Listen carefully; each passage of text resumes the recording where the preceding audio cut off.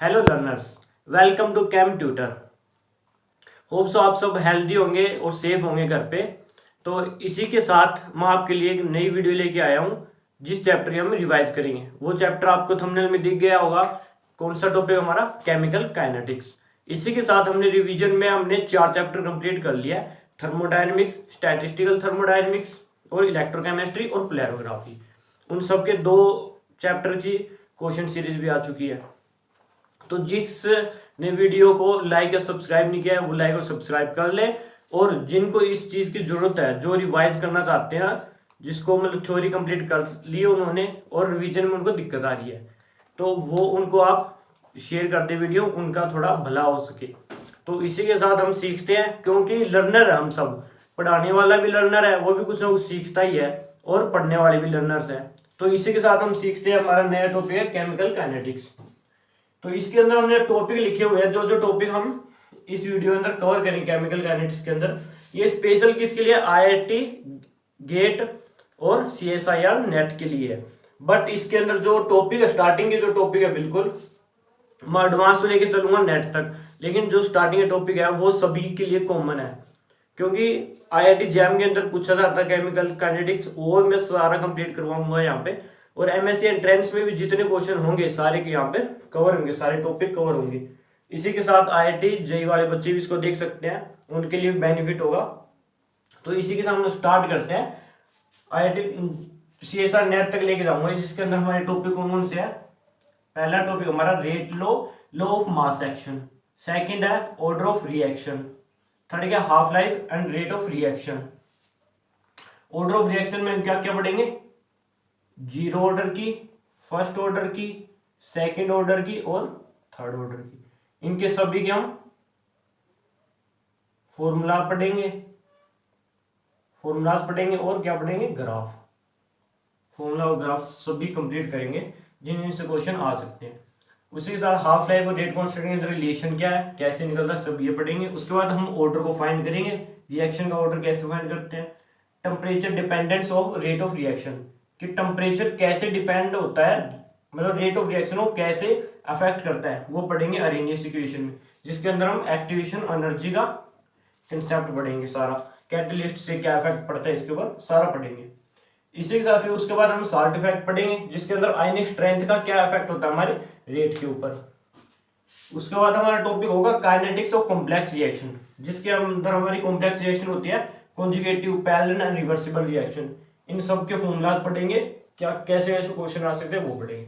उसके बाद आता है हमारा स्टडी स्टेट अप्रोक्सीमेशन, जो कि बहुत ही इंपॉर्टेंट है एमएससी एंट्रेंस के अकॉर्डिंग और आईआईटी जैम के अकॉर्डिंग, बहुत ज्यादा इंपॉर्टेंट है। और सीएसआर नेट के अंदर सेक्शन बी में पूछा जाता है क्वेश्चन इसे, और कभी कभी सेक्शन सी में भी आ जाता है। उसके बाद यहाँ से हमारे एडवांस टॉपिक आने शुरू हो जाते हैं, जो कि सीएसआर नेट के सिलेबस के अंदर दिए हुए हैं। क्या? Lindeman theory of unimolecular reaction, collision theory, activated complex theory, जिसके अंदर हम रिविंग इक्वेशन पढ़ेंगे और थर्मोडायनेमिक अप्रोच पढ़ेंगे। केमिकल काइनेटिक्स के अंदर हम थर्मोडायनेमिक अप्रोच कैसे लगाते हैं। उसके बाद पढ़ेंगे स्टैटिस्टिकल अप्रोच। उसके बाद आएंगे हम एंजाइम कैटलिस्ट के ऊपर, उन सब के ग्राफ्स पढ़ेंगे, सब कुछ पढ़ेंगे। इसका जितने भी फॉर्मूलाज है, कैसे इक्वेशन है, सारी इक्वेशन पढ़ेंगे। उसके बाद आ जाते हैं हमारे एडवांस टॉपिक, आ जाते हैं केमिकल काइनेटिक्स के, जो कि एमएससी के सिलेबस के अंदर है। आपको पता है flow method, flash photolysis, kinetic of fast reaction, ये किस ऑर्डर की होती है? काइनेटिक्स क्या होती है इनकी? फर्स्ट ऑर्डर की होती है सारी। ये क्या एडवांस टॉपिक आ जाता है जो हम एमएससी के सिलेबस के अंदर है। तो इसके अंदर कंप्लीट क्या है? थ्योरी है। तो मैं सिर्फ 11 टॉपिक कराऊंगा। ये अगर टॉपिक थ्योरी है, आप लेडलर की बुक से पढ़ सकते हो, आपको समझ आ जाएगा। अगर ना आए तो आप मेरे को कमेंट कर देना, मैं इसके ऊपर अलग से एक वीडियो बना दूंगा। तो आज पहले पार्ट के अंदर हम करेंगे, हमारे एक टॉपिक कवर करेंगे, या जितने हो सके उतने कवर करेंगे। उसके बाद सेकंड वीडियो के अंदर कंप्लीट कर लेंगे हम हमारी केमिकल काइनेटिक्स की रिवीजन। तो इसी के साथ हम स्टार्ट करते हैं हमारा फर्स्ट टॉपिक। वीडियो थोड़ी लेंथी हो सकती है, लेकिन अपने को क्या है, पेशेंस बना के रखना है। इसके अंदर आपको सब मिलेगा। पेशेंस बहुत ज्यादा जरूरी है। अगर आप थोड़ी आधा घंटे देख करके वीडियो छोड़ दोगे, उसका कोई बेनिफिट नहीं है फिर। क्योंकि जो शुरू के टॉपिक हो तो सभी करवाते हैं, हमें क्या है एंड तक पहुंचना है, एंड तक पहुंचेंगे तभी हमारे सारे टॉपिक कवर हो पाएंगे, तभी हमें ऐसे लगेगा कि हाँ अब हम पेपर के अंदर बैठ सकते हैं, कोई भी क्वेश्चन आए उसको फेस कर सकते हैं, कोई भी हमें क्या डर नहीं लगेगा क्वेश्चन को देखकर। इसी के साथ हम स्टार्ट करते हैं हमारा रेट लो। रेट लॉ क्या कहता है कि कोई भी रिएक्शन हमारी, जैसे मैंने अमोनिया की रिएक्शन ले ली है,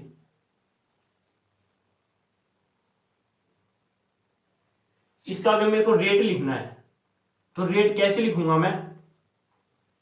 रेट लिखता हूं change in concentration of reactant with respect to change in time, change in concentration of product with respect to time. Negative लगाऊंगा कंसंट्रेशन ऑफ रिएक्टेंट पे, क्योंकि रिएक्टेंट की कंसंट्रेशन डिक्रीज होती है और प्रोडक्ट की क्या होती है, इंक्रीज होती है, आपको पता है इस साइड। तो इसमें लगाऊंगा change in concentration of N2 with respect to change in time is equal to -1/3। ये कोफिशिएंट नहीं बोल रहे, स्टोइचियोमेट्रिक कोफिशिएंट है, इसको 1/में लेते हैं हमेशा। इसके सामने 1 है तो 1/1 1 ही हो गया, इसका 1/3 हो गया अपॉन dt। इसी तरह इसका क्या होगा, प्लस हो जाएगा क्योंकि कंसंट्रेशन इंक्रीज हो रही है, 1/2 और d NH3/dt, ये हो जाएगा हमारा। तो इसी के साथ क्या है, यहां से क्वेश्चन कैसे बन सकता है कि आपको क्या है, formation of concentration formation of ammonia दे देगा, क्या है rate of formation of ammonia का दे देगा, और आपका पूछ लेगा किसे, डिफॉर्मेशन ऑफ हाइड्रोजन का पूछ लेगा। तो कैसे करोगे आप, ऐसे पूरी इक्वेशन लिखोगे, उसके बाद हमें क्या निकालना है, सिर्फ डिफॉर्मेशन ऑफ हाइड्रोजन निकालना है, और ये हमें गिवन है। तो इसको क्या ले जाऊंगा मैं, उस साइड लेके जाऊंगा 3/2 rate of formation of ammonia, ये हमें गिवन है। तो यहाँ पे इसकी वैल्यू पुट कर दो, 3/2 से इसको मल्टीप्लाई कर दो, हमारी किसकी आ जाएगी, deformation of rate of deformation of hydrogen आ जाएगा। इसी तरह आप किसी का भी पूछ सकते हैं कुछ भी देकर के, ये फर्स्ट क्वेश्चन बनता है इसका। और लॉ ऑफ मास एक्शन क्या कहता है कि हमारी कोई भी रिएक्शन है, उस रिएक्शन का जो रेट होता है वो डायरेक्टली प्रोपोर्शनल होता है किसके, कंसंट्रेशन ऑफ रिएक्टेंट स्पीसीज के और पावर में n।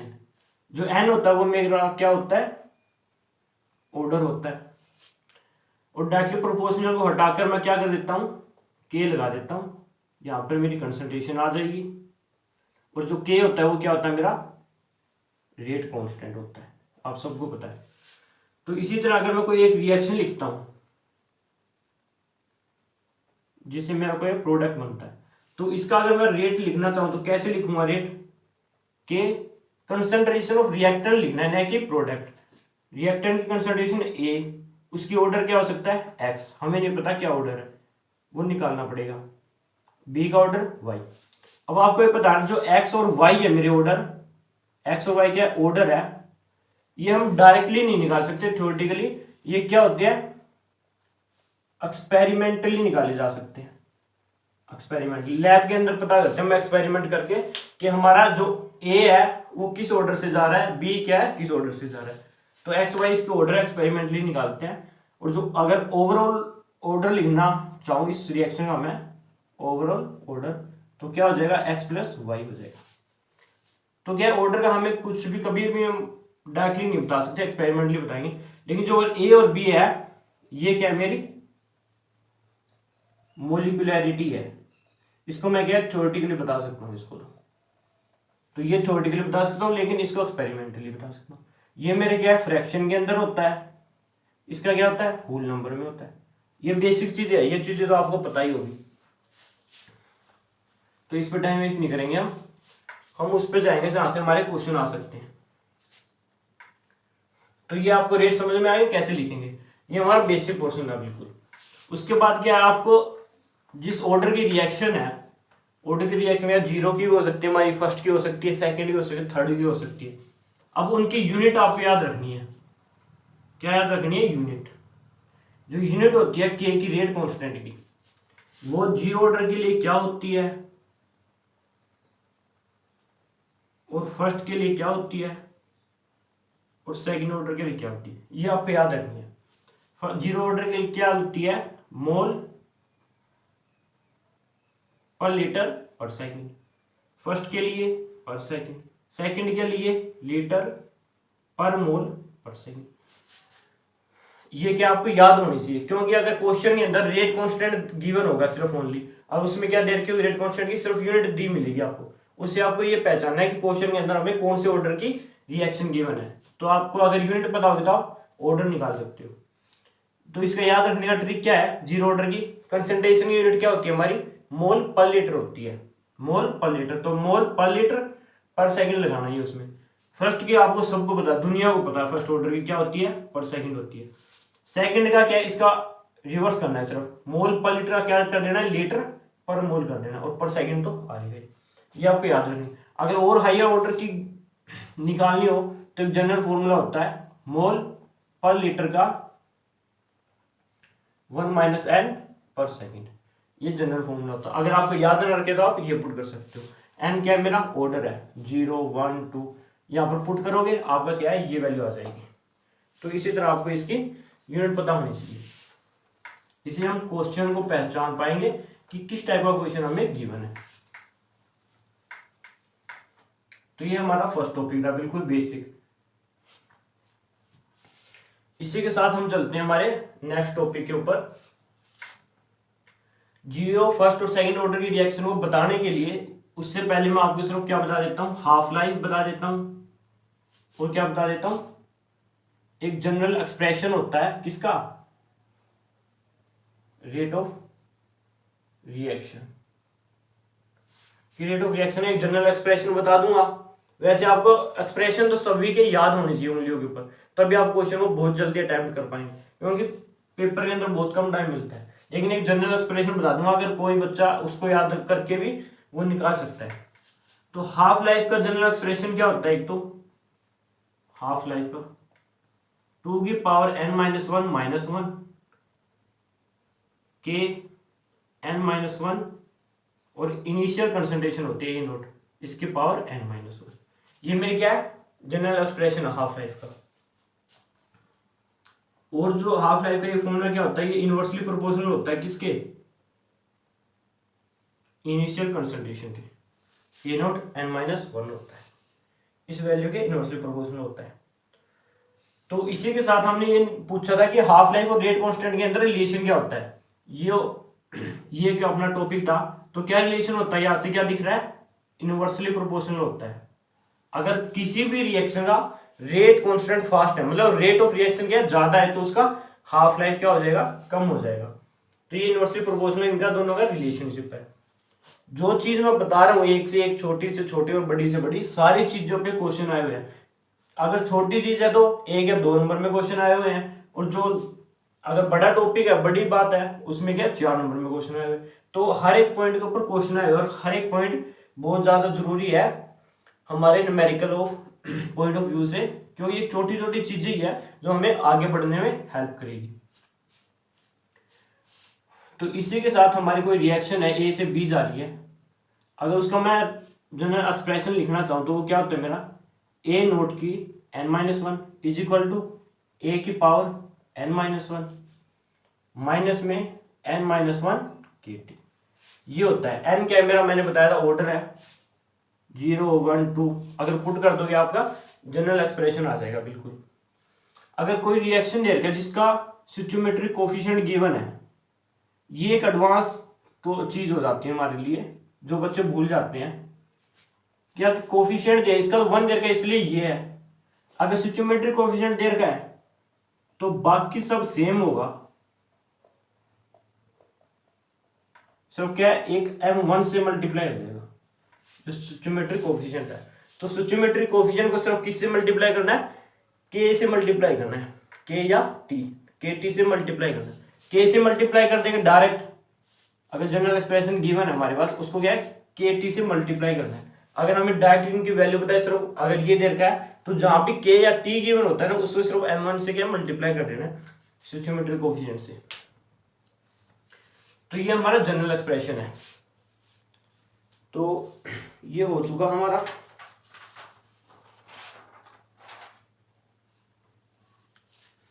ठीक है भाई, इसके बाद आते हैं हम हमारे जीरो ऑर्डर के ऊपर। अब हम काइनेटिक्स पढ़ेंगे, जीरो ऑर्डर की, फर्स्ट ऑर्डर की, सेकंड ऑर्डर की और थर्ड ऑर्डर की। तो इसी के साथ अगर हाफ लाइफ निकालना चाहूं मैं,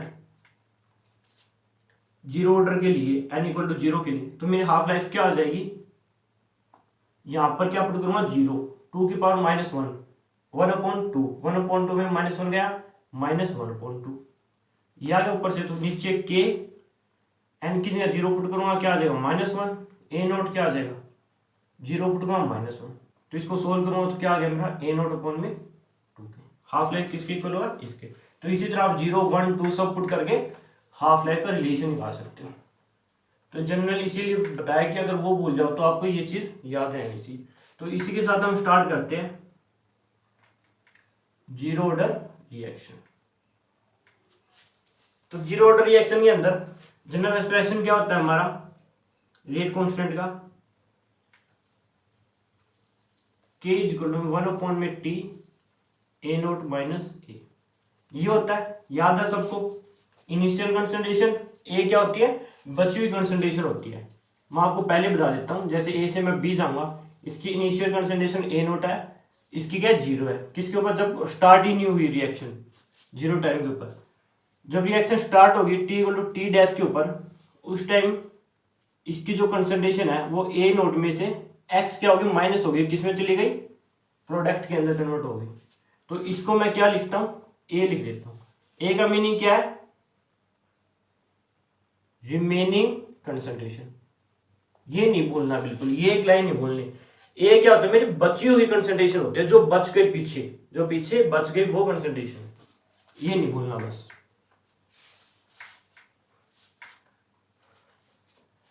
तो रेट कांस्टेंट क्या आ गया, और हाफ लाइफ को मैंने अभी बताया था आपको, ए नोट अपॉन में 2 के होता है, टी 50%, जब रिएक्शन मेरी 50% हो चुकी। अगर कंप्लीट हो चुकी हो full life time T 100% complete हो चुकी है, तो उसको मैं क्या लिखता हूँ, टी 100% को टाउ लिखता हूँ। तो ये 50% है, ये है 50%, 100% क्या हो जाएगी, ट्वाइस हो जाएगी, ये तो पता ही है। एक हाफ होती है, अब उसका कंप्लीट ले लूँ तो वो डबल हो जाती है। अगर इसकी वैल्यू पुट करूँ हाफ लाइफ की, तो क्या आ जाएगी, ए नोट अपॉन में, ठीक। अगर 50% का भी क्या ले लूँ, 25% हो, अगर मेरी रिएक्शन क्या हुई है 25% हुई है, तो क्या हो जाएगा, हाफ का भी हाफ हो जाएगा, हाफ लाइफ का हाफ हो जाएगा।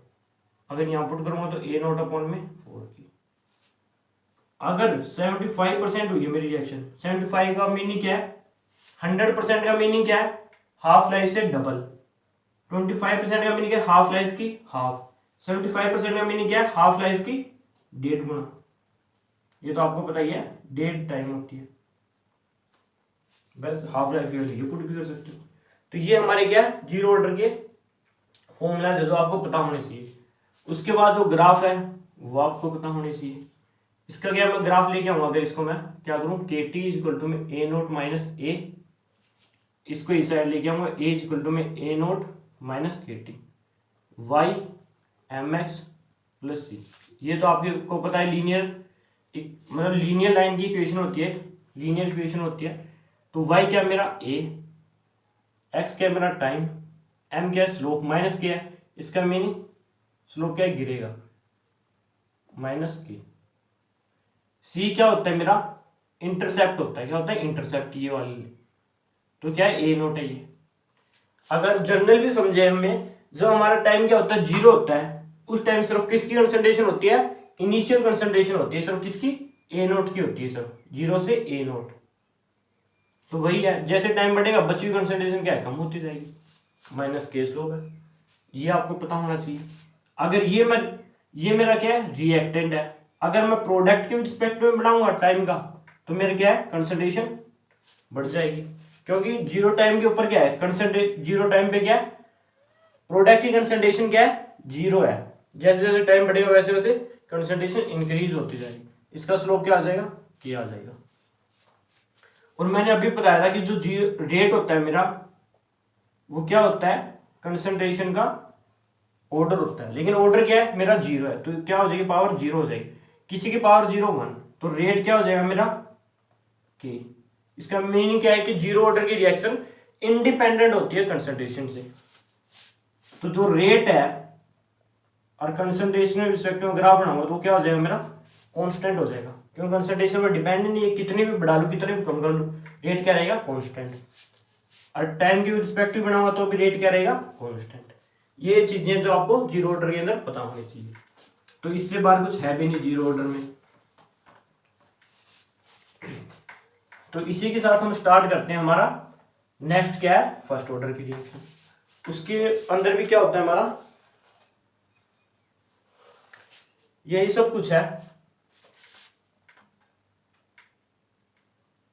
फर्स्ट ऑर्डर, ठीक है भाई। फर्स्ट ऑर्डर में क्या होगा, के इक्वल टू 1/टी। इसमें होता है natural log A not upon में ए, इनिशियल बची हुई कंस्टेंट टाइम रेट कांस्टेंट। अगर नेचुरल लॉग को हटाना चाहूं तो क्या हो जाएगा, 2.303 लॉग ए नॉट अपॉन में ये हो जाता है। इसकी हाफ लाइफ क्या होती है, अपॉन में के, ये होता है। उसके बाद क्या होता है हमारा, ये चीजें होगी। उसके बाद क्या है, ग्राफ। अगर मैं ग्राफ प्लॉट करूं इसका ग्राफ किसका, नेचुरल लॉग ए के रिस्पेक्ट में होगा और टाइम टी के। वही है, स्टार्टिंग कहां से होगी, स्टार्टिंग में तो क्या है हमारा, ए नोट है कंसंट्रेशन। स्टार्टिंग में तो क्या है, इनिशियल कंसंट्रेशन है नेचुरल लॉग ए नोट। जैसे जैसे टाइम बढ़ाऊंगा वैसे वैसे कंसंट्रेशन क्या होती जाएगी, कम होती जाएगी। ये हो जाएगा मेरा। अब और इसका वो क्या आ जाएगा, स्लोप क्या हो जाएगा मेरा, माइनस के। तो ये आपको याद रखनी है, वैसे निकाला है बिल्कुल y equal to M X plus C करके। अगर नेचुरल ए की जगह क्या हो जाएगा, अगर log a कर दूंगा मैं, ग्राफ तो ये रहेगा लेकिन स्लोप क्या हो जाएगा, ये हो जाएगा। ये चीज आपको याद रखनी है। जितने ग्राफ बन सकते हैं सारे हम बना के लिखेंगे यहाँ पे। Natural log A naught upon में ए, इसका ग्राफ बनाऊं natural log A naught upon में ए, और क्या है, के टी साइड चला जाएगा। वही Y equal to M X plus C. इसको खोल लूंगा natural log A naught minus natural log A के अंदर, और किसके रिस्पेक्ट में, टाइम में। तो वही है, ये ग्राफ इसका क्या है, डाउन जाएगा। अगर यही ग्राफ मैं नेचुरल लॉग ए अपॉन में ए नोट के, तो हमारा क्या है, natural log A naught upon में ए का ग्राफ अगर बनाऊंगा तो वो क्या होगा, इसमें होगा। उसका जो स्लोप हो जाएगा वो क्या हो जाएगा, के। अगर इसका क्या है, ए नोट अपॉन में ए में था, अब नेचुरल लॉग ए अपॉन में ए नोट में करूंगा टाइम के रिस्पेक्ट में, उसमें क्या हो जाएगा, हमारा ग्राफ इंक्रीज हो जाएगा, जिसका स्लोप क्या आ जाएगा, के। ऐसे भी क्वेश्चन पूछ सकता है। और क्या है, हमारा जो हाफ लाइफ है, क्या है, हाफ लाइफ, ये क्या है, कंसंट्रेशन पर डिपेंड ही नहीं है। अगर हाफ लाइफ का मैं कंसंट्रेशन के रिस्पेक्ट में ग्राफ बनाऊं तो क्या आएगा, कांस्टेंट आएगा, क्योंकि कंसंट्रेशन में तो डिपेंड ही नहीं करता। कितनी भी कंसंट्रेशन कम या ज्यादा कर लो, लेकिन हाफ लाइफ क्या रहेगा मेरा, कांस्टेंट रहेगा। वैसे जीरो ऑर्डर में क्या था हमारा, half life a naught upon में 2k था। अगर उसका ग्राफ बनाऊं ना हाफ लाइफ का कंसंट्रेशन के रिस्पेक्ट में, तो वो क्या हो जाएगा हमारा, इस फॉर्म में होगा कि कंसंट्रेशन बढ़ाऊंगा तो मेरा हाफ लाइफ क्या होगी, बढ़ेगी। लेकिन इसमें क्या था, सिर्फ रेट और कंसंट्रेशन का क्या था, कांस्टेंट था। ये नहीं बोलना, इसमें हाफ लाइफ और कंसंट्रेशन का कांस्टेंट है, इसमें रेट और कंसंट्रेशन का कांस्टेंट है। हाफ लाइफ क्या बढ़ती है, डायरेक्टली प्रोपोर्शनल है, बट इसमें क्या डिपेंड ही नहीं करता। ये कुछ एक चीजें जो आपको पता होनी चाहिए। उसके बाद अगर मैं ये पूछूं नंबर ऑफ हाफ लाइफ निकालनी चाहूंगा, नंबर ऑफ हाफ लाइफ, तो क्या होती है, टोटल टाइम विद रिस्पेक्ट में हाफ लाइफ, एक हाफ लाइफ। जैसे कोई रिएक्शन हो रही है, उसकी जो हाफ लाइफ है वो कितने है, 50 मिनट है, और टोटल टाइम दे रखा है मेरे को 200 मिनट। कि कोई रिएक्शन है उसकी क्या हाफ लाइफ क्या है, 50 मिनट है, लेकिन वो कितने टाइम के लिए प्रोसीड करती है, 200 टाइम के लिए प्रोसीड करती है। तो उसकी नंबर ऑफ हाफ लाइफ कितनी हो जाएगी, एक हाफ लाइफ 50 मिनट की है, तो 200 में कितनी हो जाएगी, 4 हो जाएगी बस। Number of half life is equal to 200 upon में 50, वही क्या टोटल अपॉन में half life, number of half life ये निकाल। अगर मैं ये पूछूं मेरे को ए निकालना है, ए क्या था, अमाउंट ऑफ रिमेनिंग कंसंट्रेशन, कि हमारा जो कंसंट्रेशन बचा हुआ अमाउंट है अगर वो निकालना है, ए है जो, वो कैसे निकालूंगा मैं, ए नोट अपॉन में 2 की पावर n माइनस 4। ये आपको नहीं भूलना। यहां से क्या है, ए नोट आपको गिवन होगा, आप ए निकाल सकते हो, ऑर्डर आपको गिवन होगा, ए निकाल लिया आपने, ए नोट है, ए आपने निकाल लिया, आपको के या टी गिवन होगा एक, और एक आपको निकालना होगा। ऐसे क्वेश्चन पुटअप हो सकते हैं। तो आपको एवोल्यूशन करना है कि कैसे क्वेश्चन आ सकते हैं, कैसे वो बना सकता है। तो यहाँ पे हम एक भी क्वेश्चन को नहीं छोड़ रहे हैं, बख्शेंगे नहीं किसी को भी। चलो आप मेरे साथ रहना, पेशेंस बनाए रखना, बस क्वेश्चन आपका एक भी नहीं रहेगा, ये मेरी गारंटी है। इसी के साथ हम स्टार्ट करते हैं हमारा सेकंड ऑर्डर। सेकंड ऑर्डर के अंदर सेम है, रेट कांस्टेंट की पहले तो आपको एक्सेलरेशन पता होना चाहिए, याद करना भी सिखाऊंगा आपको कैसे याद करना है। ये तो सबको याद था, किसका था ये, जीरो ऑर्डर का था, के इक्वल 1/t ए नोट माइनस ए, जीरो ऑर्डर का था, कुछ नहीं करना, जीरो ऑर्डर का है ना, आपको याद है, सिर्फ उसके नीचे ए अपॉन ए नोट कर देना। किसका आ गया, सेकंड ऑर्डर का। इसको अलग अलग करूंगा, इसको के टी कर दू इस साइड लेके, और इसको क्या अलग अलग कर दूं मैं, ए नोट से ए नोट कैंसिल, 1 अपॉन में ए से ए कैंसिल, 1 अपॉन में ए नोट। वही है, वाई ये हो जाएगा मेरा, एम एक्स ये हो जाएगा, और सी हो जाएगा। अगर इसको क्या ले आऊं मैं, इस साइड ले आऊंगा प्लस में, ये सी हो, तो वही ग्राफ आ गया मेरा। वाई क्या है, 1 अपॉन में ए, और टाइम स्लोप क्या है, पॉजिटिव है स्लोप इस बार, तो क्या बढ़ेगा यहां से, और ये क्या मेरा इंटरसेप्ट है, इंटरसेप्ट क्या है सी, 1 अपॉन में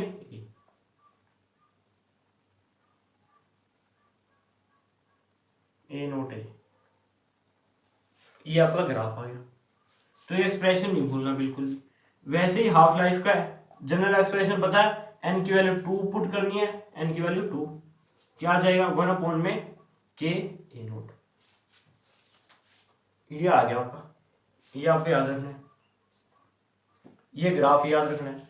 आपको पता था जीरो ऑर्डर के अंदर क्या था, ए और टी का ऐसे था बिल्कुल।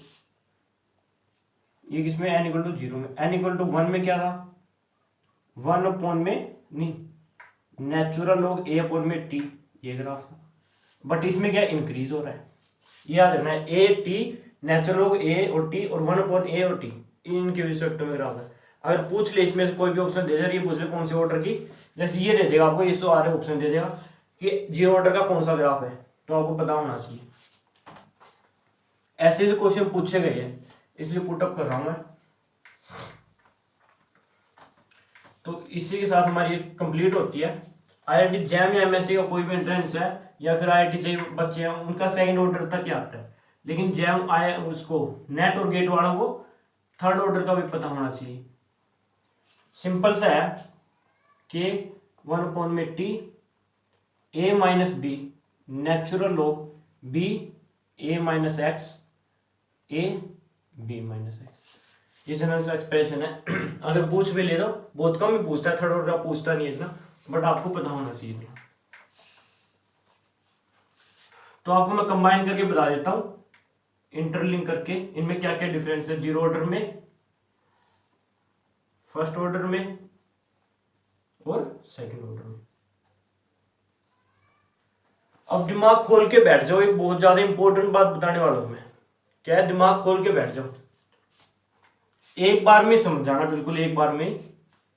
जीरो ऑर्डर की है, उसका मेरे को हाफ लाइफ गिवन है 10 मिनट। ए नोट क्या इनिशियल कंसंट्रेशन है, जब मैं उसका क्या कर दूंगा, हाफ कर दूंगा। हाफ करते क्या, हाफ लाइफ लगेगा इसमें कितना, 10 मिनट। अब क्या, जो हाफ किया है मैंने इनिशियल कंसंट्रेशन हाफ, इसका भी हाफ कर दूंगा, ए नोट अपॉन में 4, ए नोट अपॉन 2 है, हाफ करना मतलब 1 अपॉन 2 से डिवाइड कर दूंगा, 4 आ जाएगा। इसी तरह फिर इसका हाफ कर दूंगा, 8। बट इनके इसमें बीच में टाइम कितना लगेगा, इसका हाफ, इसमें टाइम कितना लगेगा, इसका हाफ। सिर्फ ये याद रखना है बस। हाफ लाइफ गिवन है, जैसे जैसे हाफ करता जाऊंगा वैसे वैसे टाइम भी मेरा क्या हाफ होता जाएगा। यहां से गया 10 मिनट, यहां पे गया कितना होगा 15 मिनट, यहां पे जाऊंगा कितना होगा 70.5 मिनट।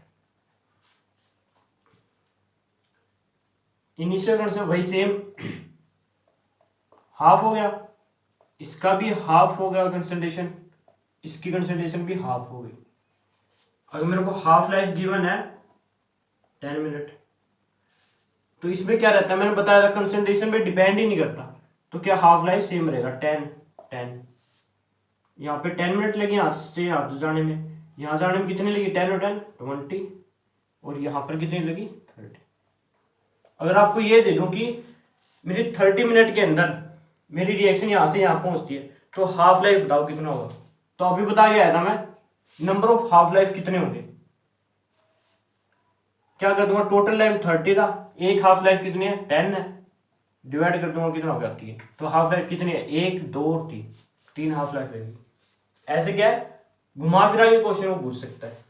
यहाँ से हाफ लाइफ भी निकाल सकते हो, अगर आपको ये बताए कि एक हाफ लाइफ यहाँ लगेगी, एक यहाँ लगेगी, एक यहाँ, 3 हाफ लाइफ लगेगी, टोटल टाइम 30 है, तो क्या 30 को 3 से डिवाइड कर दूंगा तो 10 मेरी हाफ लाइफ आ जाएगी। ऐसे क्वेश्चन पूछ सकते हैं।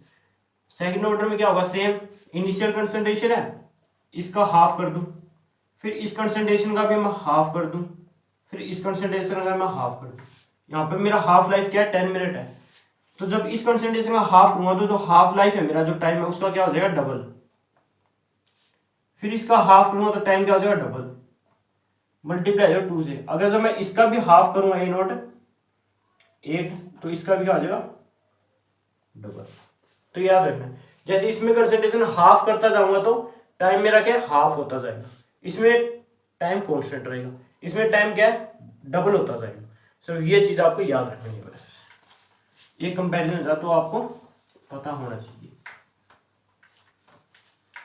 इससे बाहर क्वेश्चन नहीं आते, मैंने सारे फॉर्मूला बता दिए, एक भी क्वेश्चन नहीं रुकेगा, क्या है एक भी क्वेश्चन नहीं रुकेगा आपका।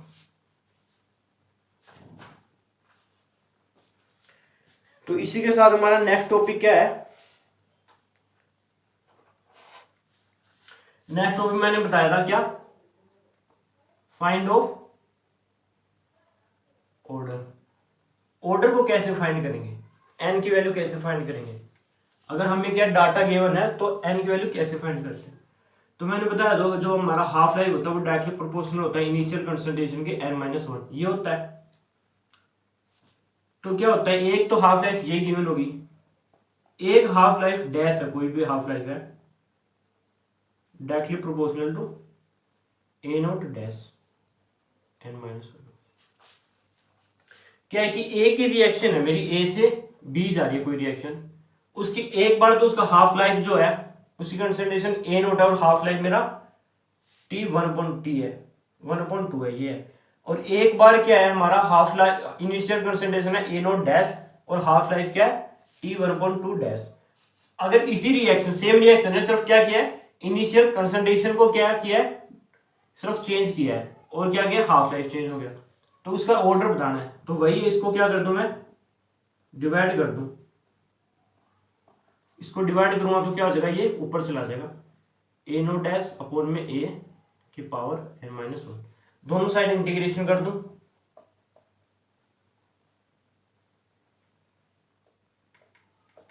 तो n-1 क्या आ जाएगा आगे आ जाएगा और क्या हो जाएगा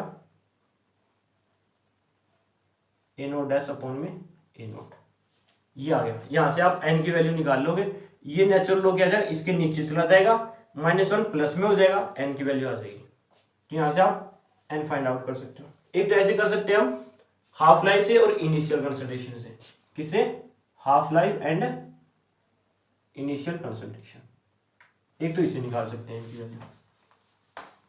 सेकंड कैसे निकाल सकते हैं, रेट से निकाल सकते हैं।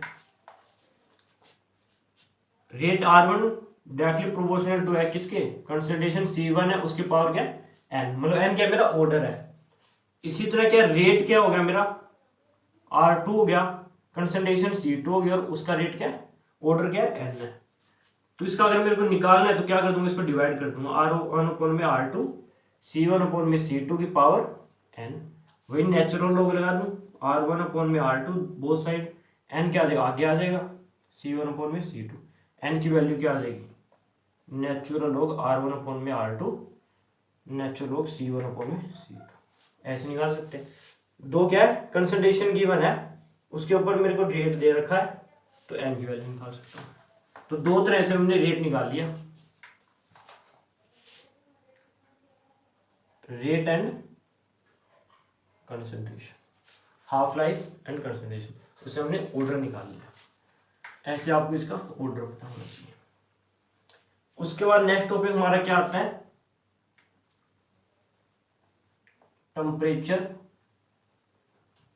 Dependence of rate. जो रेट हमारा टेम्परेचर कैसे डिपेंड करता है, रेट किस पे होता है, रेट कांस्टेंट होता है कि रेट कांस्टेंट ही बताएगा कि हमारी रिएक्शन कितनी फास्ट होगी, कितनी स्लो होगी। अब इसको अफेक्ट क्या क्या चीजें करती है कि टेम्परेचर कैसे अफेक्ट करता है, और टेम्परेचर को कौन अफेक्ट करता है जिसके कारण हमारा रेट कांस्टेंट अफेक्ट करेगा। तो आपको पता है अरेनियस इक्वेशन, अरेनियस इक्वेशन क्या कहती है कि जो हमारा रेट कांस्टेंट है वो क्या होता है, e⁻⁻⁸ ये होता है। एक्टिवेशन एनर्जी क्या होती है, माइनस में होती है, ये होता है। अगर मैं, हमें पता है एक इक्वेशन मैंने बताई हुई है आपको, वॉन्ट ऑफ इक्वेशन, थर्मोडायनेमिक्स के अंदर वॉन्ट ऑफ इक्वेशन क्या थी, natural log K2/K1 delta H/R T2 T2-T1/T1 ये बताया थी। दो टेम्परेचर के ऊपर दो रेट कांस्टेंट देकर निकालने के मेरे को एंथैल्पी निकालनी है। ये जो बता रहा हूँ दोनों, एक ये बताऊंगा एक और बताऊंगा, दोनों इंपॉर्टेंट है, वेरी इंपॉर्टेंट है, क्वेश्चन आते हैं बहुत बार गेट के अंदर भी और नेट के अंदर। तो T2 पे रेट कांस्टेंट K2 और T1 पे K1 है, डेल्टा H निकालना है। इसी तरह इससे निकालूंगा क्या होगा मेरा, natural log K2/K1 activation energy upon में R T2-T1/T1 वही दो टेम्परेचरों पर दो रेट कांस्टेंट गिवन है, मेरे को क्या निकालनी है, एक्टिवेशन एनर्जी निकालनी है। तो अब बात आती है एक्टिवेशन एनर्जी। यहां पे के किस पे डिपेंड करता है, मेरा टेम्परेचर के ऊपर। अब हमें क्या देखना है कि जो एक्टिवेशन एनर्जी है वो टेम्परेचर को कैसे अफेक्ट करती है। टेम्परेचर किसको अफेक्ट करेगा, रेट कांस्टेंट को अफेक्ट करेगा, और टेम्परेचर को कौन अफेक्ट करेगा, एक्टिवेशन एनर्जी। तो केसेस पढ़ते हैं हम। केस फर्स्ट, जब मेरी एक्टिवेशन एनर्जी क्या होगी, नेगेटिव होगी, उस टाइम क्या होगा, activation energy minus activation energy क्या नेगेटिव है, आगे भी नेगेटिव है, नेगेटिव नेगेटिव पॉजिटिव, तो E/RT आ गया। तो जो K है मेरा वो डायरेक्टली प्रोपोर्शनल क्या होगा, E/RT, मतलब K किसके हो गया, 1/T। तो इसका मीनिंग क्या है कि जब मैं अगर एक्टिवेशन एनर्जी इंक्रीज करता हूं तो टेम्परेचर क्या होगा, मेरा डिक्रीज होगा। कब, जब एक्टिवेशन एनर्जी क्या है, नेगेटिव। केस सेकंड में क्या होता है, अगर मेरी एक्टिवेशन एनर्जी क्या होगी, पॉजिटिव, उस टाइम K डायरेक्ट प्रोपोर्शनल किसके होगा, एक्टिवेशन एनर्जी पॉजिटिव है, माइनस आ गया तो माइनस E/RT। अब मेरे को पता है अगर मैं टेम्परेचर इंक्रीज करूं, क्या करूं, टेम्परेचर इंक्रीज करूंगा तो ये कंप्लीट वैल्यू क्या हो जाएगी, मेरी ये वैल्यू डिक्रीज हो जाएगी, माइनस आ गया है, फिर क्या हो जाएगी, इंक्रीज हो जाएगी। तो आपको याद रखना है कि माइनस और 1 में दे रखा हो तो वो चीज क्या हो जाती है, डायरेक्टली हो जाती है। तो यहाँ पे जो K है वो मेरा डायरेक्टली प्रोपोर्शनल टू T हो गया, यहाँ पे इनवर्सली और यहाँ पे डायरेक्टली, कि जैसे टेम्परेचर को बढ़ाऊंगा वैसे मेरा K बढ़ेगा, क्या K बढ़ेगा, टेम्परेचर को बढ़ाने से K बढ़ेगा। कब, जब एक्टिवेशन एनर्जी क्या होगी, मेरी पॉजिटिव होगी, इसमें क्या होगा, K को बढ़ाने से टेम्परेचर घटेगा, मतलब टेम्परेचर को घटाने से K मेरा बढ़ेगा, जब एक्टिवेशन एनर्जी क्या होगी, नेगेटिव। केस थर्ड क्या है मेरा, जब एक्टिवेशन एनर्जी क्या होगी, 0, उस टाइम क्या है, E⁻0 1, तो K क्या आ जाएगा, A हो जाएगा, मतलब इंडिपेंडेंट हो जाएगा किससे, एक्टिवेशन एनर्जी से।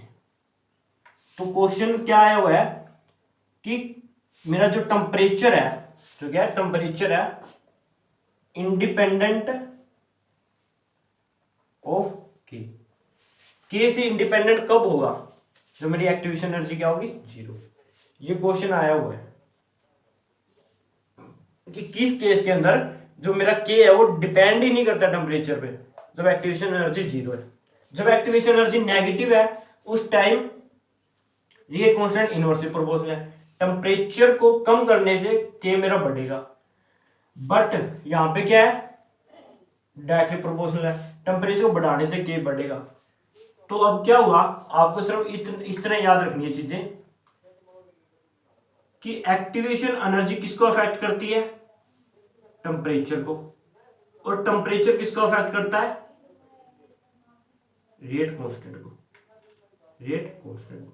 ऐसे ही इसका रिलेशन होता है। एक्टिवेशन एनर्जी ने किसको अफेक्ट किया, के और टी का रिलेशन ही चेंज कर दिया। जो इनवर्सली प्रोपोर्शनल होता है नेगेटिव में, पॉजिटिव में वो क्या हो गया, डायरेक्टली प्रोपोर्शनल, बट 0 में इंडिपेंडेंट हो गया टेम्परेचर से। तो इस तरह से टेम्परेचर हमारा किस पे डिपेंड करता है, रेट कांस्टेंट पे। तो ये चीजें आपको याद रखनी कि एक्टिवेशन एनर्जी उस टाइम क्या है, नेगेटिव है, पॉजिटिव है, क्या है। अगर वो नहीं बताओ उससे फिर आपको गलती हो जाएगी, क्योंकि हम ये कहते हैं कि हमारा टेम्परेचर बढ़ता है, सबने ये पढ़ा है कि टेम्परेचर बढ़ता है उस टाइम क्या है, स्पीड बढ़ जाती है।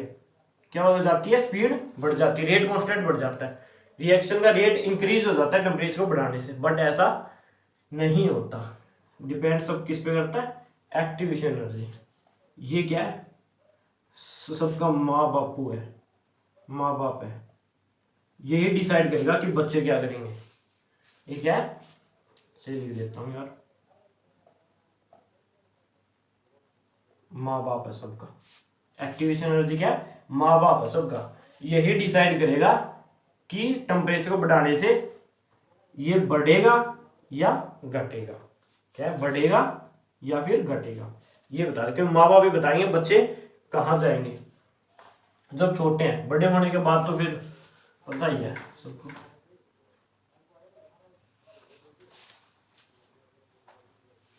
तो इंडिपेंडेंट हो जाते हैं, वो खुद का डिसीजन खुद ले सकते हैं बड़े होने के बाद। जब छोटे हैं उस टाइम तो क्या है, माँ बाप के अकॉर्डिंग चलते हैं। मेरे भी अप्लाई होती है चीजें सारी, ऐसी कोई बात नहीं है। तो इसी के साथ हमारा जो नेक्स्ट टॉपिक है वो क्या है, हमारा टेम्परेचर की बात हो चुकी। अब मैं बताता हूँ इसका जो ग्राफ है वो ग्राफ किस किस के बीच में प्लॉट होता है, ये भी आपको याद पता होना चाहिए। नेचुरल लॉग के 1/t, इसके रिस्पेक्ट में ग्राफ बनेगा, और जो इसका जो स्लोप आएगा एम, वो क्या होगा मेरा माइनस में ए। ये इसका क्या होगा, स्लोप होगा भाई, ये आपको याद रखना है, ये इसका स्लोप होगा माइनस ए अपॉन में are.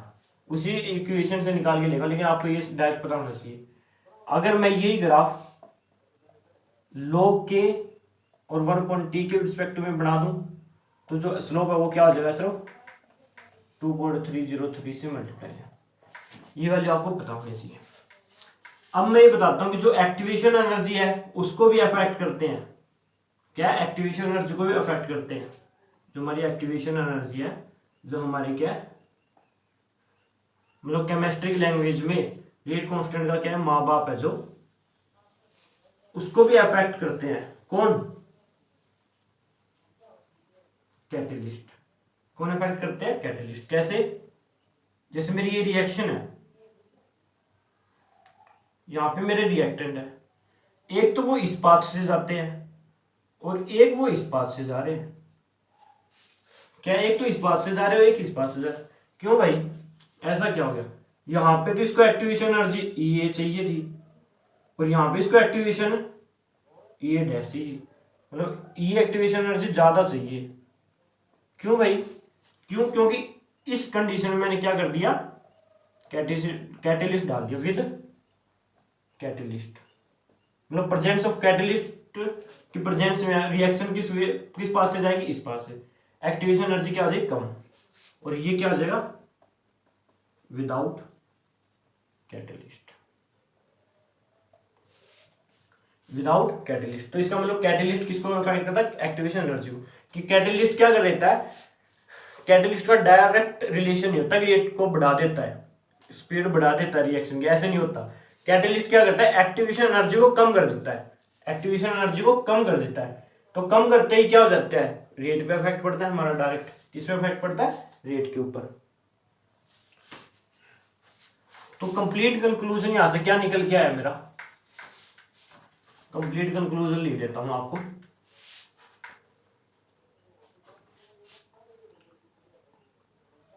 Catalyst affect activation energy, activation energy affect temperature, और टेम्परेचर अफेक्ट किसको करेगा, रेट कांस्टेंट। तो रिलेशन है, रेट कांस्टेंट को टेम्परेचर अफेक्ट करता है और टेम्परेचर को एक्टिवेशन एनर्जी, पॉजिटिव है या फिर नेगेटिव है, ठीक है, पॉजिटिव है नेगेटिव है। और कैटलिस्ट क्या करेगा, एक्टिवेशन एनर्जी का अफेक्ट। तो ये पूरा रिलेशन आपको पता होना चाहिए कि जब एक्टिवेशन एनर्जी मेरी नेगेटिव होगी उस टाइम क्या होगा, टेम्परेचर क्या होता है मेरा, directly proportional to rate constant होता है, इनवर्सली प्रोपोर्शनल होता है। और जब पॉजिटिव होता है उस टाइम क्या, टेम्परेचर। इससे बाहर क्वेश्चन नहीं आएगा, बहुत ज्यादा पढ़ लिया हमने टेम्परेचर का इफेक्ट रेट कांस्टेंट पे। कंक्लूजन बता दिया कंप्लीट, ऐसा कंक्लूजन आपको मिलेगा नहीं, इससे बाहर क्वेश्चन नहीं आता कुछ भी। तो इसी के साथ हमारा ये कंप्लीट होता है। वीडियो चल रही है, लास्ट टाइम क्या हुआ था, मैंने वीडियो बनाना स्टार्ट ही किया था, मेरी कंप्लीट हो चुका था लेक्चर लगभग। तो क्या है, बीच के अंदर ही हमारा कैमरा ऑफ हो गया, तो उसके बाद में वीडियो मैंने दोबारा शूट करनी पड़ी। ये वीडियो एक दिन पहले आनी थी, एक दिन लेट हो गई। तो इसी के साथ हमारा जो नेक्स्ट टॉपिक है वो क्या, हमारा मैंने साल्ट इफेक्ट बताया था आपको, क्या बताया था, सोल्ट इफेक्ट। क्या बताया था, सोल्ट इफेक्ट। सोल्ट इफेक्ट में हम क्या पढ़ते हैं कि जो हमारी आयनिक स्ट्रेंथ है वो क्या करेगी, अफेक्ट करेगी टू रेट, कि रेट को कैसे अफेक्ट करेगी हमारी आयनिक स्ट्रेंथ। तो हमने एक रिलेशन इसमें यह आता है कि जो हमारा मीन आयनिक एक्टिविटी कोफिशिएंट है वो आयनिक स्ट्रेंथ को कैसे अफेक्ट करता है या उसके बीच में क्या रिलेशन है। तो साल्ट इफेक्ट के अंदर 2-3 क्वेश्चन आते हैं, 2-3 टाइप के क्वेश्चन आते हैं जो मैं कराऊंगा, लेकिन ज्यादा क्वेश्चन किस में आते हैं, आईआईटी जैम और एमएससी के एंट्रेंस के अंदर आते हैं। और इसमें ये ऐसा टॉपिक है साल्ट इफेक्ट जो आईआईटी जेई के अंदर बहुत ज्यादा पूछा जाता है, बहुत ज्यादा इंपॉर्टेंट है आईआईटी जेई के बच्चों के लिए। और कभी कभार सीएसआर नेट में भी आ जाता है 2 नंबर के अंदर, तो उनको भी पता होना चाहिए। केमिस्ट्री से है तो केमिस्ट्री का तो सबको पता होना चाहिए, तो छोड़ना नहीं है ये भी। तो साल्ट इफेक्ट क्या है, हमें पता है कि जो लॉगरिथम होता है मीन आयनिक एक्टिविटी का, वो क्या होता है मेरा -a z plus z minus √of। अब क्या है, I क्या है मेरी आयनिक स्ट्रेंथ है, और आयनिक स्ट्रेंथ का मैंने आपको फॉर्मूला बताया इलेक्ट्रोकेमिस्ट्री में क्या होता है, समेशन ऑफ Mi रेडाई का स्क्वायर। ये होता है जेड क्या होता है चार्ज, जेड प्लस कटायन का चार्ज, जेड माइनस अनायन का चार्ज, माइनस में ए की वैल्यू क्या होती है 0.509, क्या होती है 0.509 होती है।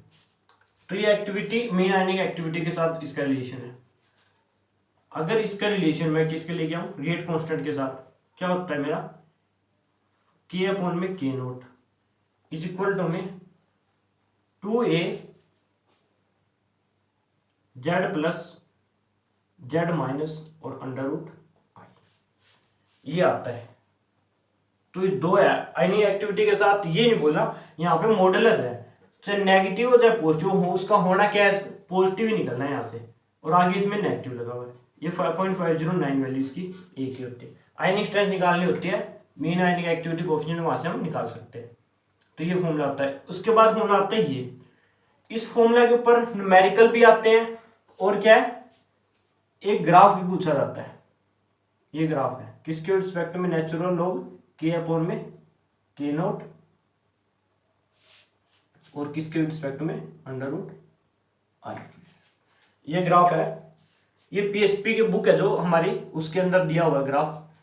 तो वहां से कुछ एक फॉर्मूला मैंने निकाल लिया है आपके लिए जो हमें ये बताएंगे। जैसे कि मेरा कोई भी आयन दे रखे मेरे को एच पॉजिटिव और Cl नेगेटिव, उसके लिए मेरे को ग्राफ प्लॉट करना है। तो मेरा ग्राफ क्या आएगा, मान लो चार्ज क्या पॉजिटिव और नेगेटिव है, तो अगर मैं यहां पुट करूंगा पॉजिटिव और नेगेटिव, तो Z प्लस और Z माइनस की वैल्यू क्या आएगी, प्लस और माइनस क्या आ जाएगा, माइनस। नेगेटिव, तो इसका मीनिंग क्या है, ये वैल्यू मेरी क्या आएगी, नेगेटिव आएगी। ये वैल्यू क्या आएगी, नेगेटिव। नेगेटिव आएगी तो ग्राफ क्या हो जाएगा, नीचे आएगा। किसका, H पॉजिटिव और Cl नेगेटिव, HCl का ग्राफ नीचे आएगा। ये पता है आपको, इसका ग्राफ क्या हो जाएगा, नीचे हो जाएगा। और आपको दे रखा है H पॉजिटिव और H2O3 नेगेटिव, ये दे रखा है अगर आपको 2 नेगेटिव ये दे रखा है, तो इसके अंदर भी क्या होगा, पॉजिटिव और नेगेटिव की मल्टीप्लाई क्या हो जाएगी, नेगेटिव हो जाएगी। तो यहां पर क्या हो जाएगा, नेगेटिव आएगा, फिर क्या हो जाएगा, नीचे चला जाएगा। ठीक है भाई। अगर आपको इसकी जगह क्या दे रखा है,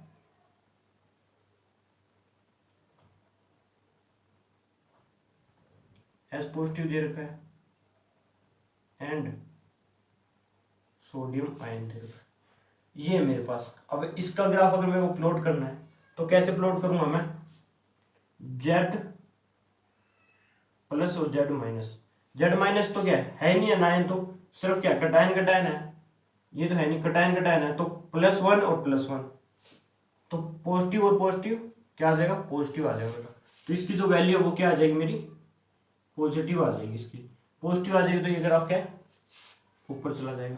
किसके लिए, एस पॉजिटिव और Na पॉजिटिव लिए।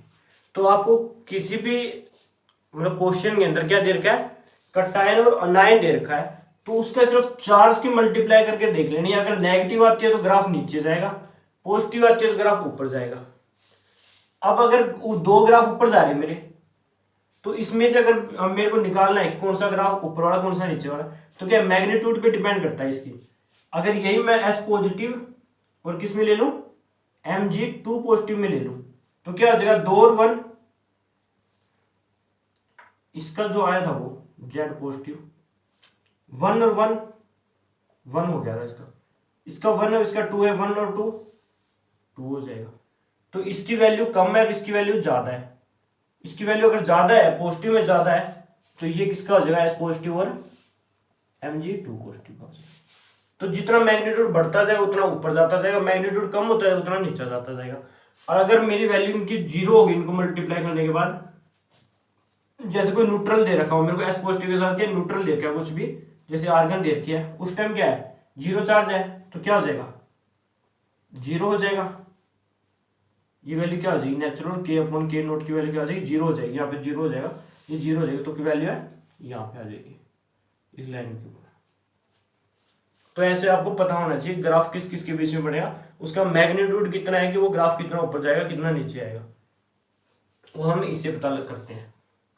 तो सॉल्ट इफेक्ट हमें ये बताता है, ये दो रिलेशन, मीन आयनिक एक्टिविटी का आयनिक स्ट्रेंथ के साथ और रेट कांस्टेंट का आयनिक स्ट्रेंथ के साथ। आयनिक स्ट्रेंथ आपको निकालनी आती है, इस फॉर्मूला से निकाल सकते हैं। ये मैंने इलेक्ट्रोकेमिस्ट्री में बता रखा है, अगर जिसने उसकी रिवीजन नहीं किया तो पहले उसकी रिवीजन कर ले, आपको पता लग जाएगा फॉर्मूला कहाँ से आया। और ज़्यादा डिटेल में जाएंगे नहीं, फॉर्मूला आए कहाँ से, डेरिवेशन क्या है इनके, क्यों जरूरत पड़ी, फिर क्या हो जाएगा, वो तो चैप्टर ही स्टार्ट हो जाएगा, फिर पूरा फिर रिवीजन नहीं हो सकती। लेकिन ये चल क्या रही है हमारी, रिवीजन चलिए, भूलना मत। यहाँ होता है हमारा सॉल्ट इफेक्ट कंप्लीट। तो इसके बाद जो है हमारा जो पॉइंट है सिर्फ 2 टॉपिक हो रहा है, स्टडी स्टेट अप्रोक्सीमेशन और kinetics of complex reaction. Video को देखते हुए बनाएंगे हम, ज़्यादा लेंथी नहीं हुई ये वीडियो। एक टॉपिक और कर सकते हैं हम, स्टडी स्टेट अप्रोक्सीमेशन। क्या है? Steady state of approximation. Steady state of approximation आप सबको पता है क्या होता है कि कोई भी जब हमारी रिएक्शन होती है वो क्या एक स्टेप में नहीं होती, कितने 2 या 3 स्टेप के अंदर होती है। तो जितने स्टेप के अंदर होती है उसमें क्या एक इंटरमीडिएट बनता है जो क्या है बहुत कम टाइम के लिए बनता है।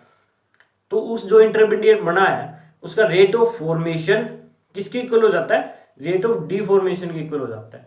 अगर उसका मैं चेंज निकालूं, इंटरमीडिएट की कंसंट्रेशन का चेंज निकालूं विद रिस्पेक्ट टू टाइम, वो क्या होता है? 0 होता है। क्यों 0 होता है? क्योंकि उसका रेट ऑफ फॉर्मेशन, उसके बनने का जो रेट है वो, और जो उसका डिफॉर्मेशन है, जो एकदम से मतलब फॉर्मेशन बनना और डिफॉर्मेशन गायब हो जाना, तो बनना और गायब हो जाने का रेट क्या इक्वल है। तो उसका जो कंसंट्रेशन है, चेंज इन कंसंट्रेशन है, वो क्या हो जाएगा? टाइम के साथ 0 हो जाएगा। क्या हो जाएगा? 0 हो जाएगा, क्योंकि वो बना ही नहीं है। ए से अगर जब कोई इंटरमीडिएट आई बनता है, बनती किस में चला गया? वो बी में चला गया। तो इसका रेट जो फॉर्मेशन है, रेट ऑफ फॉर्मेशन है इक्वल टू किसका हो गया? रेट ऑफ डिफॉर्मेशन हो गया। Rate of formation equal to rate of deformation. तो इसमें अगर मैं चेंज देखो इसका कंसंट्रेशन का, तो क्या हो जाता है? मेरा 0 हो जाता है। ये बताता है हमें क्या? Steady state approximation.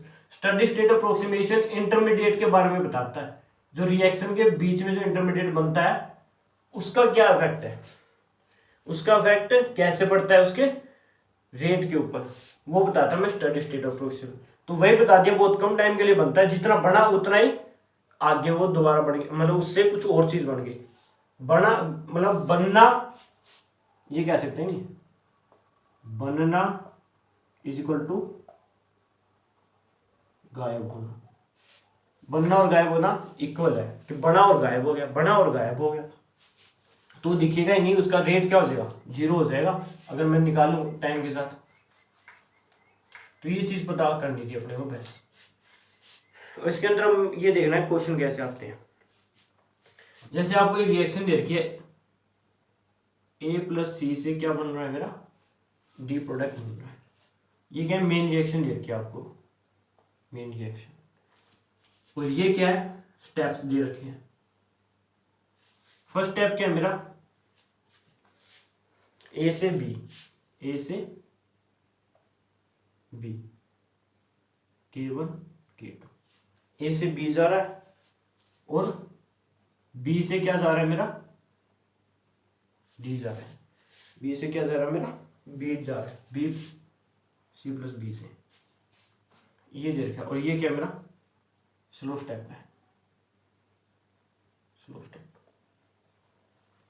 तो अब कैसे करना है? अब इसके अंदर आपको दिख रहा है A + C से D बन रहा है। यहां पर A है, यहां पर C और यहां पे D है। B क्या एक्स्ट्रा है? B क्या है मेरा? इंटरमीडिएट है, इंटरमीडिएट है, जिसे मेरे को क्या लगाना है? स्टडी स्टेट अप्रोक्सीमेशन लगाना है। तो कैसे लगाऊंगा? जो चेंज है इंटरमीडिएट का वो क्या होता है मेरा? 0 होता है। और मैंने बताया था rate of formation equal to rate of deformation. Rate of formation क्या है? A से B बन रहा है, ये क्या मेरा रेट ऑफ फॉर्मेशन है। तो कैसे लिखूंगा? K1 रेट कैसे लिखते हैं? रिएक्टेंट, रिएक्टेंट की कंसंट्रेशन लिखते हैं A, ये हो गया। और किसके इक्वल है? रेट ऑफ डिफॉर्मेशन के।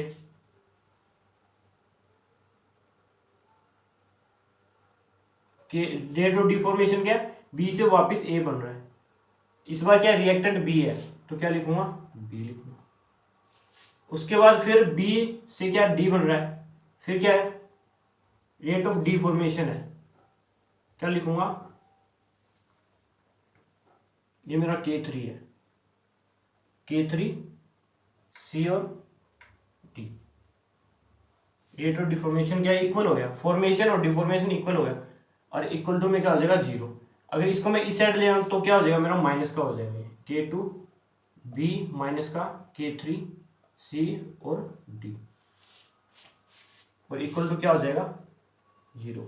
यहाँ से मेरे को क्या चाहिए? B की वैल्यू चाहिए, क्योंकि स्लो स्टेप है। स्लो स्टेप का जो रेट होता है वो क्या होगा मेरा? K3 C और B, C और बी, ये होगा। तो मेरा जो मेन रिएक्शन है उसके अंदर तो हमें रेट किस में चाहिए, कौन से कंसंट्रेशन में चाहिए, ए और सी में चाहिए। सी तो है लेकिन बी इंटरमीडिएट आ चुका है, लेकिन बी को हमें को किस में लेके आना है, ए और सी में लेके आना है। इसलिए हम क्या है यहाँ से बी की वैल्यू निकालेंगे। तो अगर मैं यहाँ से बी की वैल्यू निकाल लूँ तो क्या आएगी मेरी, K3 concentration of C concentration of D, ये इस साइड चला गया। उसके बाद क्या हो गया, ये उस साइड चला गया, माइनस का प्लस में हो गया, और ये क्या हो गया, माइनस का हो गया K1 ए, और K2 क्या है इसके नीचे चला गया। ये मेरी बी की वैल्यू आ गई, ये इसमें पुट कर दूंगा रेट वाले में।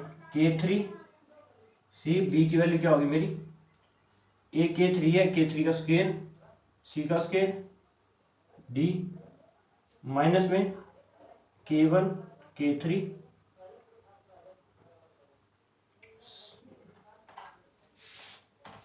सिंपल सा लिख देता हूँ यार, K3 सी तो है ही, सिर्फ किसके बी की वैल्यू पुट करनी थी, क्या आएगी K3 सी और डी माइनस में K1 ए डिवाइड अपॉन में K2। ये मेरा रेट हो गया। इस रिएक्शन का रेट क्या है, ये। तो ऐसे लगाना है, अगर कोई भी रिएक्शन दे रखी है दो स्टेप के अंदर, तो पहले जो स्लो स्टेप है उसका रेट लिख लेंगे। उस रेट के अंदर जो हमारी मेन रिएक्शन है उसके कंपोनेंट होने चाहिए। तो सी सी है, ए नहीं है। एडवांस में क्या आ चुका है, बी आ चुका है, लेकिन मेन रिएक्शन में बी है नहीं। तो जो इंटरमीडिएट बी बनाया उस पर स्टडी स्टेट अप्रोक्सीमेशन लगानी है, उसकी वैल्यू निकाल के लेके और वापस इसमें पुट कर देनी है, आपका आंसर आ जाएगा। ये हमें क्या बताता है, स्टडी स्टेट अप्रोक्सीमेशन। तो ये निकालते हैं स्टडी स्टेट अप्रोक्सीमेशन के अंदर।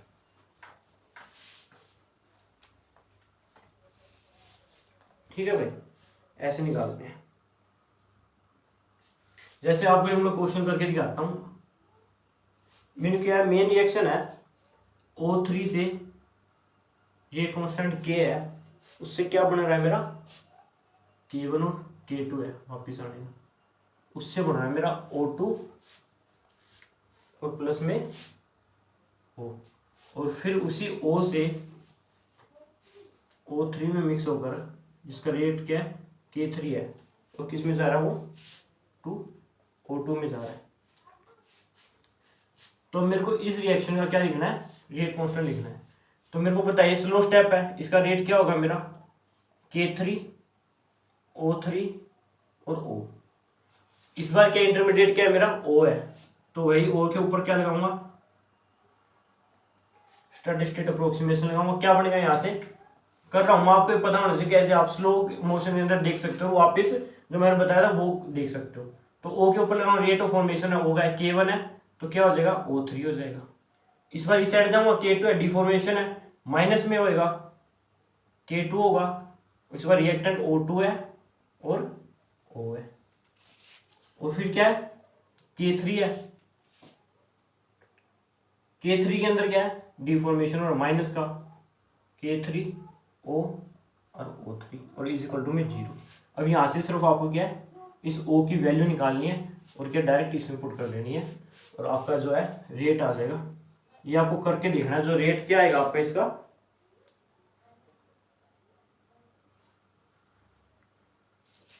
इसका जो रेट आएगा आपका आएगा K1 जो ऊपर वाला है और K O3 की ट्वाइस डिवाइड अपॉन में O2, ये आपका रेट आ जाएगा इसका।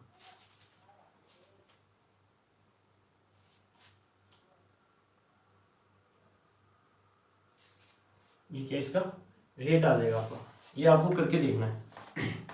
तो ऐसे आपको लगाना आना चाहिए स्टडी स्टेट अप्रोक्सीमेशन। इस जब मैं इसके न्यूमेरिकल कराऊंगा केमिकल काइनेटिक्स के, तो स्टडी स्टेट अप्रोक्सीमेशन पे जो जो क्वेश्चन आए, क्योंकि ये बहुत ज़्यादा इंपॉर्टेंट है, तो इसके क्वेश्चन की मैं अलग से एक वीडियो बनाऊंगा जिसमें मैं नेट के, जैम के और आईटी जो जेई के अंदर पूछे जाते हैं वो सारे क्वेश्चन कवर करेंगे हम। तो यहाँ से मैंने इंट्रो दिया कि कैसे हम स्टडी स्टेट अप्रोक्सीमेशन पे क्वेश्चन लगा सकते हैं।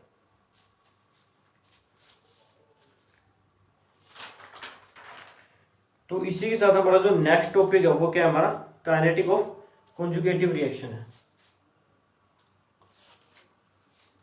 क्या है हमारा काइनेटिक्स ऑफ कॉम्प्लेक्स रिएक्शन। जो कॉम्प्लेक्स रिएक्शन है उनकी काइनेटिक्स पे है, उनकी काइनेटिक्स पे है। तो फर्स्ट जो रिएक्शन आती है हमारी वो कौन सी होती है? Conjugative reaction. कॉन्जुगेटिव रिएक्शन हमारी जो फर्स्ट रिएक्शन है वो क्या हमारी? कॉन्सिक्यूटिव रिएक्शन है, जिसके अंदर क्या होता है कि ए से मेरा बी बनता है और बी से क्या बनता है? सी। इसका रेट कांस्टेंट होता है K1 और इसका क्या होता है? K2।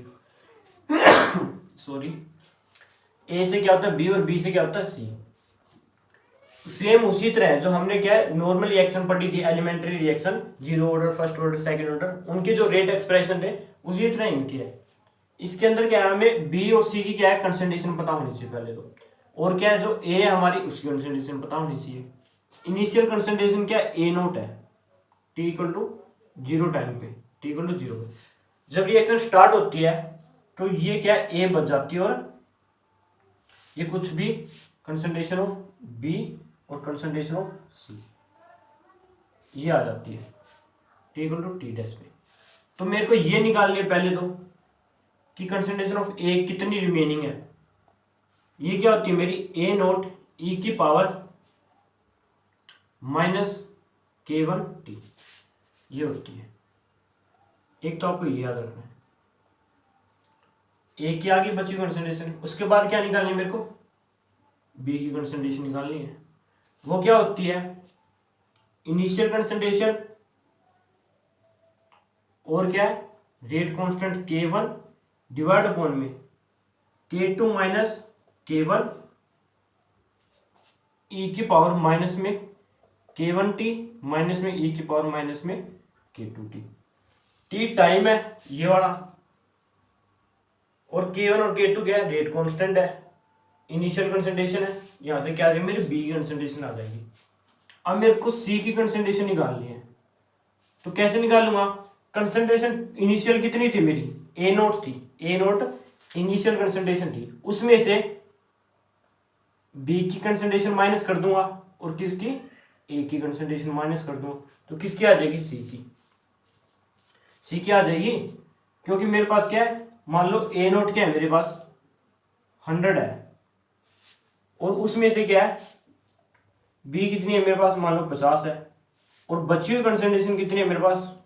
वो मान लो 20 है। तो 100 में से क्या है 50 और 20 अगर चले गए तो जो बाकी रिमेनिंग बच गया कितना बच गया? 30। तो वो किसी कंसंट्रेशन आ गई? सी की। तो सी का तो क्या हमें फॉर्मूला लगाने की जरूरत ही नहीं है, सिर्फ ए की निकालो बी की निकालो, टोटल में से जो इनिशियल होती है उसमें से बी और ए की माइनस कर दो, किसकी आ जाएगी? सी की। तो ये आपको दो फॉर्मूलाज याद रखने हैं। उसके बाद आता है हमारा बी मैक्सिमम, कि जो बी है उसकी मैक्सिमम कंसंट्रेशन का क्या होगी, मतलब बी की मैक्सिमम कंसंट्रेशन किस टाइम होगी वो निकालना है हमें। तो उसका फॉर्मूला क्या होता है? इनिशियल K2 अपॉन में K1 की पावर K2 अपॉन में K1 minus K2, K1 minus K2, ये आपके बी मैक्स की वैल्यू होती है। इसी तरह अगर आप टी मैक्स निकालना चाहो कि मैक्सिमम टाइम कब होगा, उसका क्या होता है 1 अपॉन में K1 माइनस K2। यहाँ पे क्या किया आपने? K1 माइनस K2 किया है, तो नेचुरल लॉग में K1 अपॉन K2 करना है, बस ऐसे याद रखना है। 1 अपॉन में K1 माइनस K2 किया है, नेचुरल में K1 अपॉन K2, सिर्फ यहाँ पे 1 माइनस 2 1 अपॉन 2। ये टी मैक्स का आ गया, ये बी मैक्स का हो गया, ए की वैल्यू आ गई, बी की वैल्यू आ गई। ऐसे आपके ये दो ग्राफ आ गए। तो ये चार फॉर्मूलाज आपको याद रखने हैं, दो ये हो गया, थर्ड ये हो गया और फोर्थ ये हो गया। आप अपनी कॉपी में नोट कर लो, ये आपको याद रखने हैं। उसके बाद मैं एक ग्राफ बताता हूँ आपको।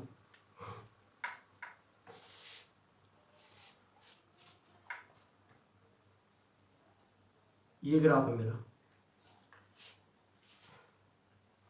टाइम के बीच में और कंसंट्रेशन। इनिशियल जो कंसंट्रेशन है वो क्या मेरी ए नोट है, ए नोट है किसकी? ए की, ए नोट कंसंट्रेशन।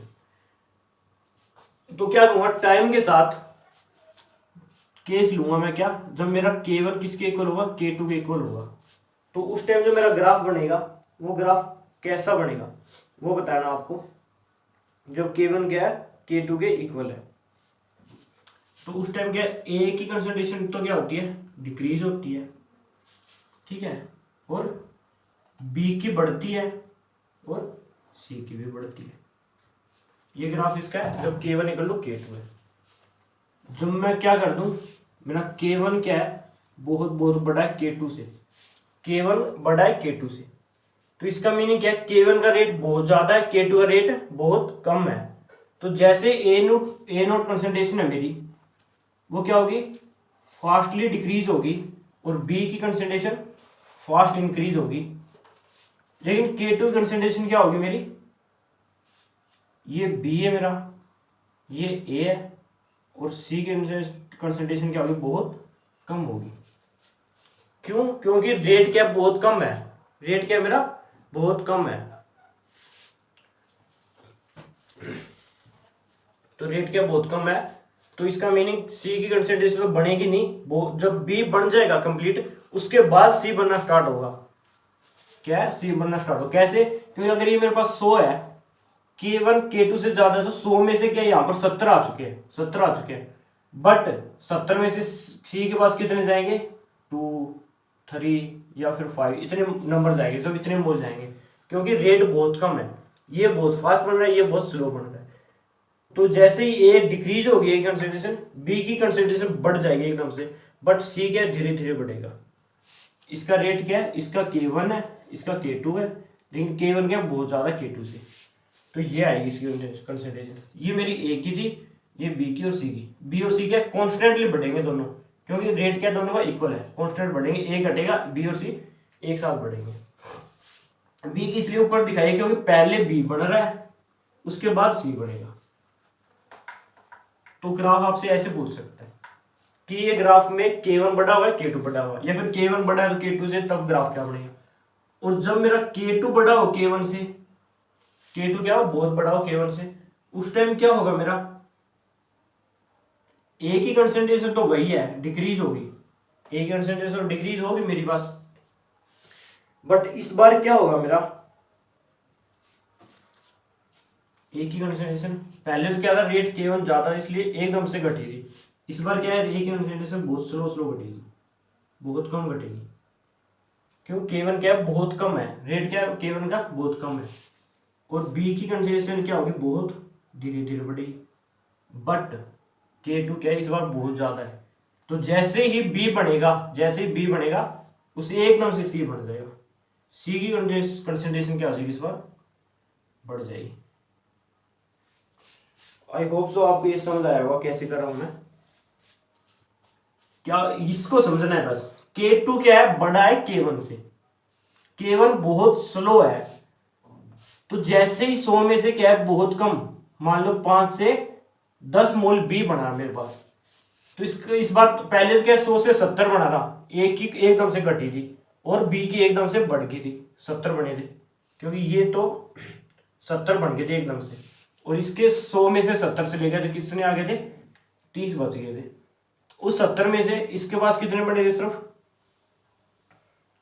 मान लो मेरे पास इसमें कितना है, सिर्फ 40 से 50 बने होंगे, इतना मतलब मैक्सिमम यार 40 से 50 बने होंगे बस।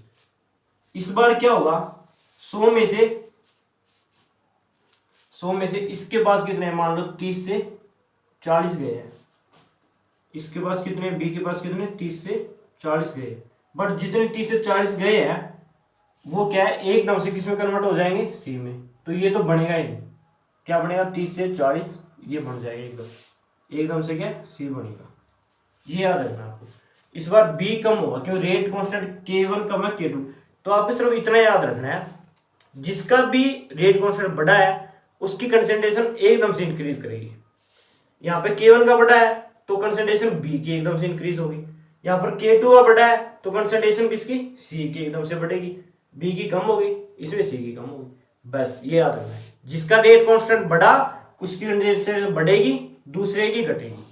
जिसका रेट कांस्टेंट बढ़ा K2 का तो सी की कंसेंट्रेशन बढ़ी है, बी की कम हुई है।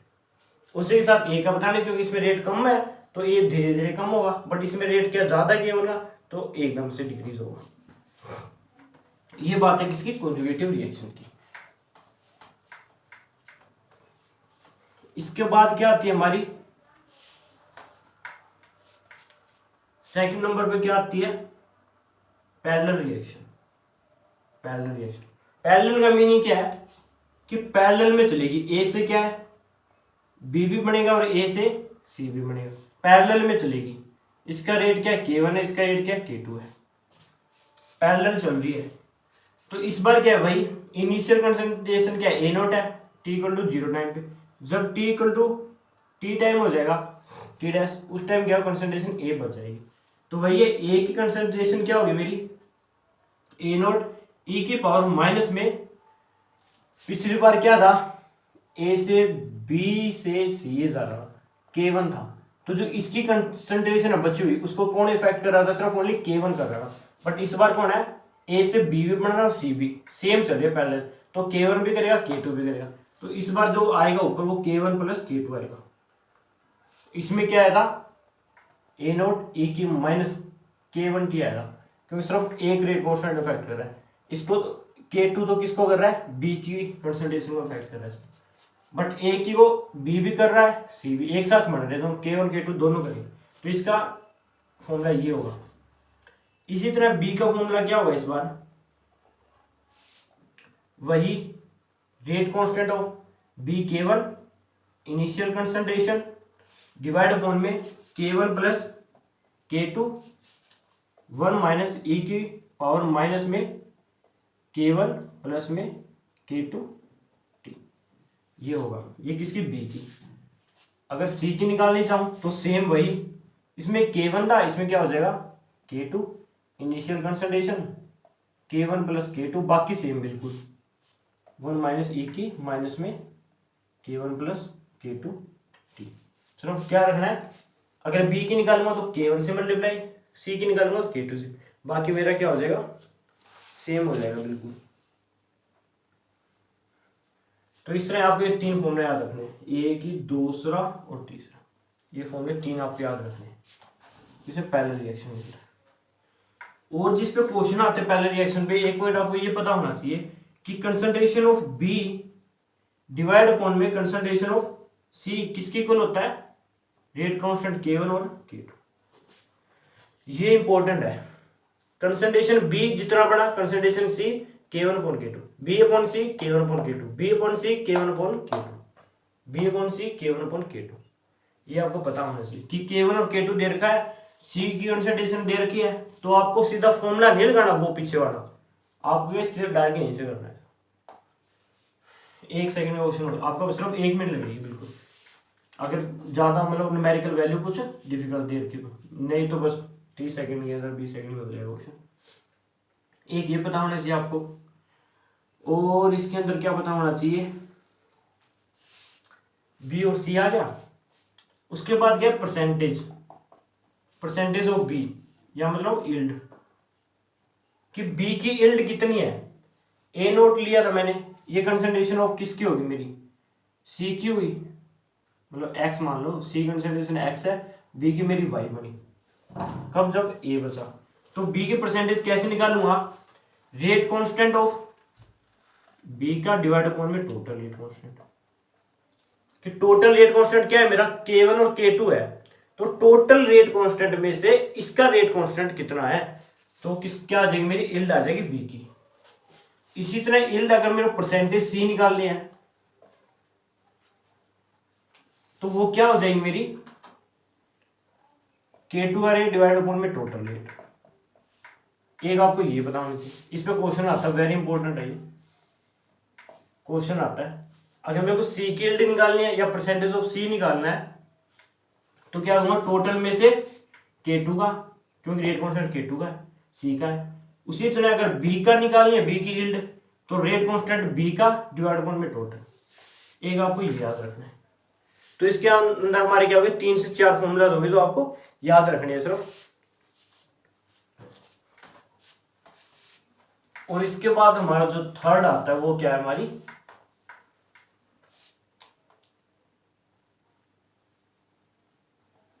रिवर्सिबल रिएक्शन है। क्या है? रिवर्सिबल रिएक्शन है, जो हम क्या करेंगे नेक्स्ट लेक्चर के अंदर करेंगे, क्योंकि वीडियो बहुत लेंथी हो मतलब लेंथी ज़्यादा हो जाएगी। नेक्स्ट वीडियो के अंदर हम क्या कर लेंगे, जो हमारे 3 से 4 टॉपिक बचे हैं, Lindemann theory, enzyme catalysis, activated complex theory और क्या रिवर्सिबल रिएक्शन, ये हम नेक्स्ट वीडियो के अंदर कवर कर लेंगे। तो होप सो आपको समझ आया होगा, आपको लगा भी होगा कि हाँ हमने ये चीज़ें पढ़ रखी है, कौन सी चीज़ें हमारी बची हुई है। तो आपको इससे इतना अंदाज़ा लग गया होगा कि हम कहाँ पे लाई कर रहे हैं, कि हमें कितनी चीज़ें याद है। जिसको चीज़ें याद है उसका तो बहुत बढ़िया है, उसके लिए बहुत अच्छा, मैं तो अच्छा मानता हूँ कि उसको सारी चीज़ें याद है। और जिसको याद नहीं है उसके लिए बेटर है, मैंने याद करवा दिया उसको। तो क्या आपके लिए बेनिफिट है कि आपको रिवाइज के लिए मौका मिल रहा है।